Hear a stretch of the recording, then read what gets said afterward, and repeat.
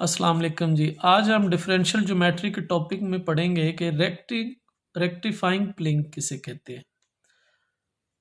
अगर आप पिछले लेक्चर्स को आप देखें कि जब हमने ये सीखा था कि नॉर्मल प्लेन क्या है, उसमें हमने डायग्राम कुछ ड्रा की थी। अगर उसी डायग्राम को आप दोबारा से फिर देखें तो रेक्टिफाइंग प्लेन हमने किसको नाम दिया था? हमने कहा था कि जो टी कैप और बी कैप में यानी यूनिट टेंजेंट में और बाइनॉर्मल की जो लाइन में ये जो प्लेन में हमारे पास होती है उसको हम कहते हैं, जो इसमें लाई करती है प्लेन उसको हम रेक्टिफाइंग प्लेन कहते हैं।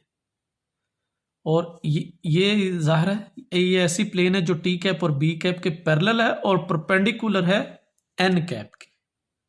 एन कैप के वो परपेंडिकुलर आ गई, तो उसको हमने नाम दिया कि ये हमारे पास क्या है, रेक्टिफाइंग प्लेन है। तो आप इसकी डेफिनेशन खुद से बना सकते हैं। Plane which is parallel to unit tangent and binormal and is perpendicular to principal normal vector. तो हम इसको अब डिफाइन करने लगे हैं कि रेक्टिफाइंग प्लेन की जो डेफिनेशन है वो क्या है। A plane which is parallel to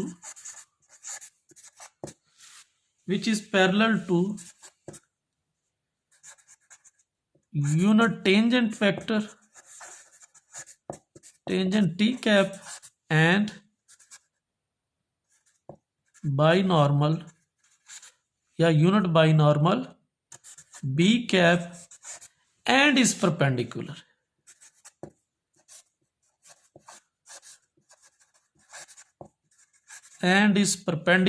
to unit principal यानी unit principal normal N cap is called rectifying plane. इसको हम कहते हैं कि ये हमारे पास रेक्टिफाइंग प्लेन है। अगर आप डायग्राम को दोबारा से देखें, अब टी कैप और बी कैप में जो प्लेन लाई कर रही है उसको आपने कहना रेक्टिफाइंग प्लेन, और उस प्लेन के ऊपर जो वेक्टर्स है वो है आपका एन कैप, जिसको हमने ये जाहिर किया हुआ है।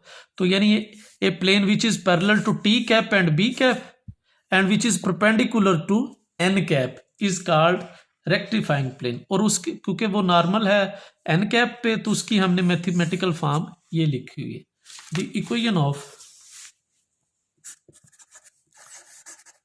equation of rectifying plane is capital R minus small r dot n cap is equal to 0। तो ये हमारे पास डेफिनेशन आ गई रेक्टिफाइंग प्लेन हम किसे कहते हैं। तो रेक्टिफाइंग प्लेन हमारे पास आ गई, ऑस्कुलेटिंग हमने पढ़ लिया, नॉर्मल पढ़ लिया। अब हम कुछ पॉइंट्स लिखते हैं कि रेक्टिफाइंग प्लेन पढ़ने के बाद हम बात करते हैं कि characteristic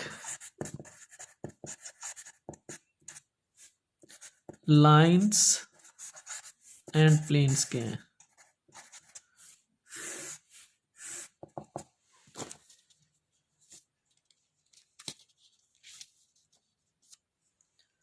Thus, at each point P whose position vector are on the curve C, we have the following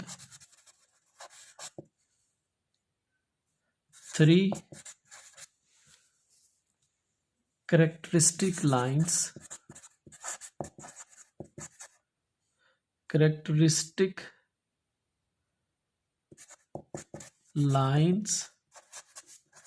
and planes। Number 1, tangent line,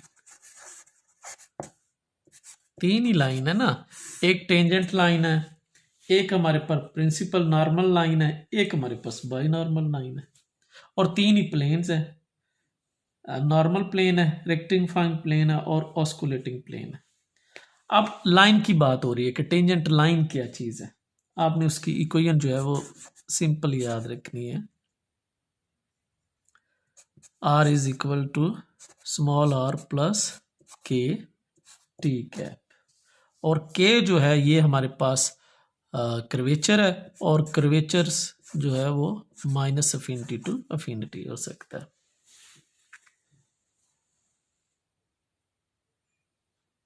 तो ये हमारे पास आ गया tangent line.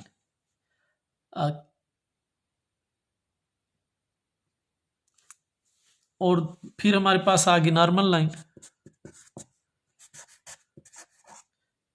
K is any constant, K is any constant, not curvature. K is any constant which lie between minus affinity to affinity, यानी कोई एक real numbers की बात कर रही है। जो कर्वेचर जो वो तो एक पॉजिटिव क्वांटिटी है ना, उसकी बात नहीं हो रही, पॉजिटिव क्वांटिटी है कर्वेचर जो है। तो ये एक हमारे पास कोई रियल नंबर है जिसकी वैल्यूज हमारे पास माइनस अफिनिटी टू अफिनिटी कुछ भी हो सकती है। फिर इसी तरह नॉर्मल लाइन है, उसकी इक्वेशन जब आप ड्रा करेंगे तो इसी पैटर्न से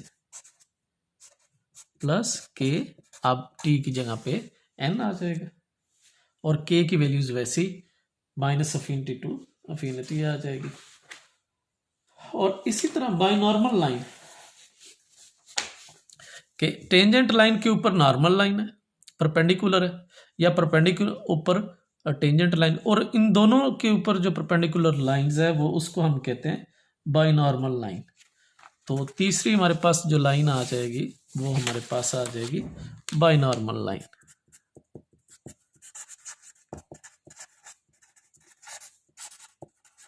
बाय नॉर्मल लाइन को भी आप उसी तरह डिफाइन करेंगे, capital R small R plus K, और binormal unit vectors B and K lie between minus infinity to infinity. अब तीन प्लेन्स हैं इसी तरह से, ये तो लाइंस की बात है। अब हमारे पास प्लेन्स आ गई हैं। सबसे पहले है नॉर्मल प्लेन। नॉर्मल प्लेन की हमने डेफिनेशन पढ़ी थी, R minus R dot T cap, यानी टेंजेंट पे वो परपेंडिकुलर होगी। और फिर हमने पढ़ी थी हमारे पास ऑस्कुलेटिंग प्लेन क्या है।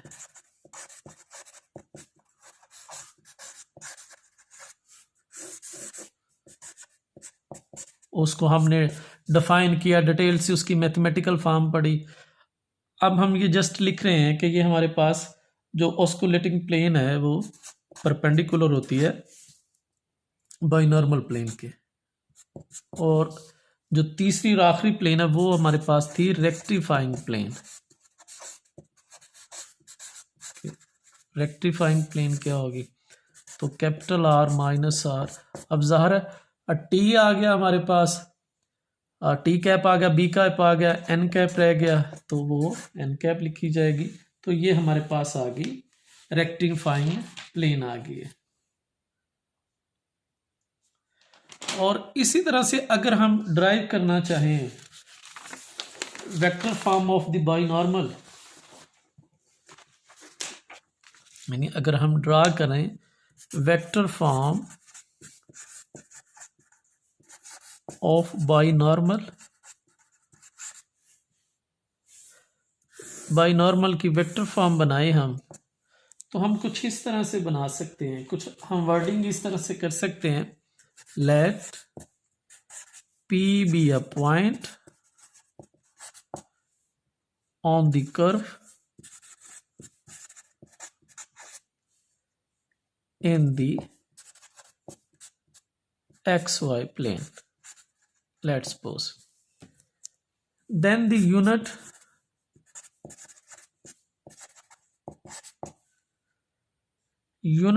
vector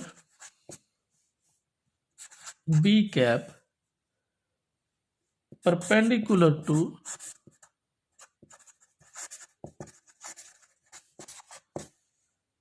to the osculating plane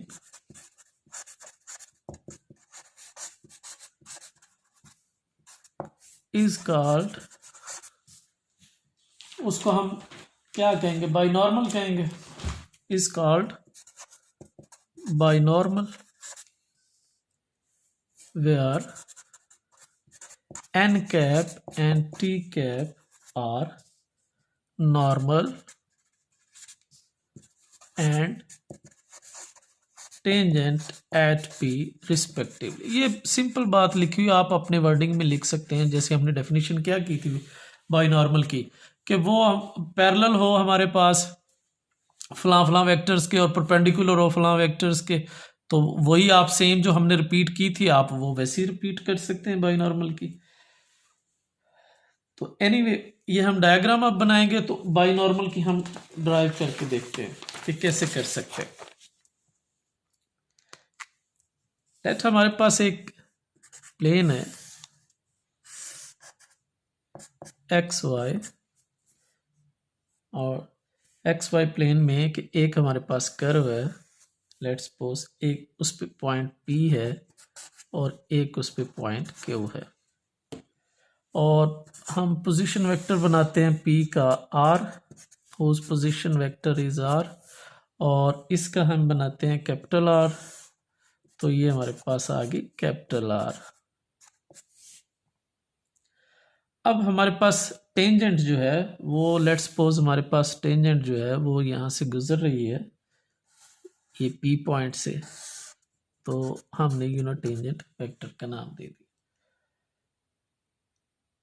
अब इसी टेंजेंट के इसी पॉइंट से जो परपेंडिकुलर एक आ रहा है वो आपका एन कैप आ गया, और इन दोनों पे जो परपेंडिकुलर है टी और एन पे जो इस तरह से हम ड्राइव करेंगे तो वो हमारे पास बाइनॉर्मल, लेकिन ज़ाहिर है वो इस तरह से तो नहीं हो सकता, उसको फिर हम इस तरह से बना लेते होते हैं कि ये हमारे पास ये आ गया बी कैप आ गया, यूनिट वेक्टर्स हमने ये सारा ड्रा कर लिया।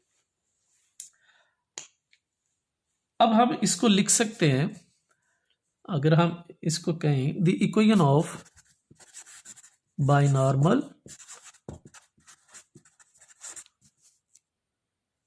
can also be written as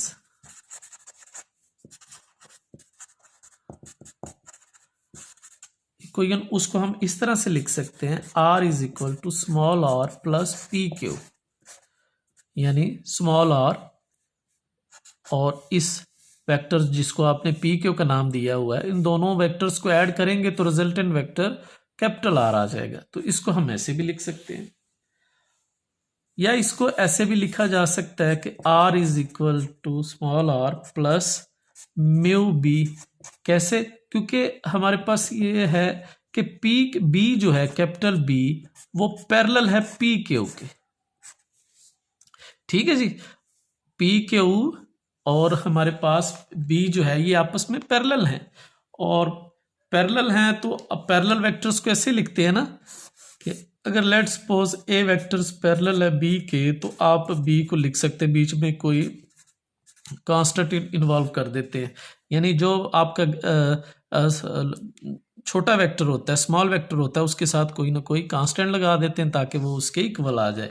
तो बी हमारे पास छोटा वेक्टर है और पी क्यू जो है वो हमारे पास बड़ा वेक्टर आ गया है, या इस तरह से समझ लें ये आर की फॉर्म में है, ये इस तरह से ड्रा करें बी हमारे पास वो है, तो आप इसको कह सकते हैं कि ये पैरेलल है, तो हमने पी क्यू को लिख लिया किस फॉर्म में, म्यू बी की फॉर्म में, तो हम इसको ऐसे लिख सकते हैं। और आगे हम b की वैल्यूज लगा सकते हैं, यानी b हमारे पास क्या होता है T cap plus cross N cap, ये b के हमारे पास b कैप की वैल्यूज है कि टी क्रॉस एन क्रॉस,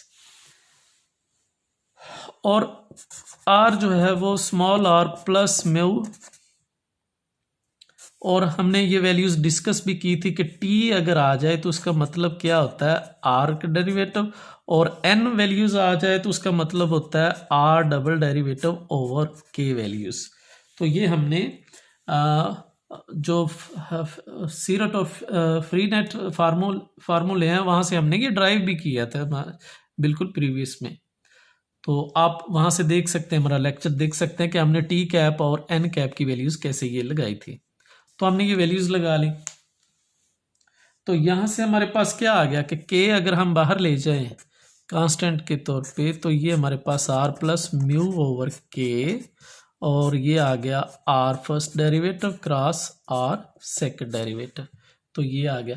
अब म्यू ओवर के जो है ये कांस्टेंट वैल्यूज है, उसकी आप वैल्यूज यहाँ पे रख लें कि आप कह दें कि लेट्स सपोज न्यू जो है वो हमारे पास इक्वल है म्यू ओवर के। तो इसकी रेशियो को हमने न्यू का नाम दे दिया। तो जब आप इसमें पुट करेंगे तो यहाँ पे अब ये वैल्यूज क्या आ जाएगी, ये वाली, इसकी जगह पे आप न्यू रख लेंगे। बाकी आपकी जो वैल्यूज है वो वेक्टर फॉर्म में आ गई, small R plus nu into R first derivative cross R second derivative. तो ये हमारे पास जो फॉर्म अब आई है इस तरह की फॉर्म, इसको हम कहते हैं, ये हमारे पास बाइनॉर्मल फॉर्म आई, इक्वेशन ऑफ बाइनॉर्मल। ये इक्वेशन ऑफ बाइनॉर्मल हमारे पास आ गई है। तो हमारे पास दो वैल्यूज है, एक जो हमने ये बनाई थी, इसको अगर आप इक्वेशन नंबर 1 कह दें तो ये भी हमारे पास इक्वेशन ऑफ बाइनॉर्मल है, ये वाली इक्वेशन 1। और ये जो लेट्स सपोज इसको आप इक्वेशन 2 कह दें, ये भी इक्वेशन ऑफ बाइनॉर्मल है। तो वो भी इक्वेशन ऑफ बाइनॉर्मल थी और ये भी इक्वेशन ऑफ बाइनॉर्मल है। तो हमने उसकी एक और नया वर्जन, इसी वर्जन से एक नया वर्जन उसका हमने ड्राइव कर दिया है कि ये बाइनॉर्मल की इक्वेशन को हम इस तरह से भी लिख सकते हैं, plus nu R prime cross R second prime. तो ये हमारे पास वेक्टर फॉर्म थी, इक्वेशन थी, vector equation of the binormal थी। तो आप इसको प्रैक्टिस करें, होपफुली आप लोगों को ये चीज़ें समझ में आई होंगी। फिर भी को आप लोगों को मसला हो तो फिर भी आप हमें बताइएगा। आज के लिए इतना ही, अल्लाह हाफिज़।